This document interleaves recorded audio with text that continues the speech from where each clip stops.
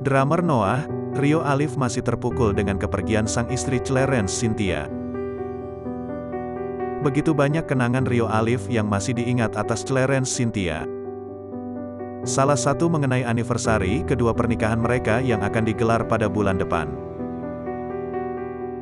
Rio Alif menceritakan momen terakhir sang istri sebelum menghembuskan nafas terakhir. Dia masih minta kakaknya ngomongnya udah nggak bisa normal, ujar Rio Alif. Lalu sang istri meminta Rio Alif untuk memotret dirinya. Ngasih fotoin aku sama suamiku. Jadi dari 14 nafasnya pelan-pelan banget. Itu udah sampai saya. Ya udah sayang kalau kamu capek nggak apa-apa kita ikhlas, ujar Rio Alif. Bagi Rio Alif kalau meninggalnya sang istri momen terberat.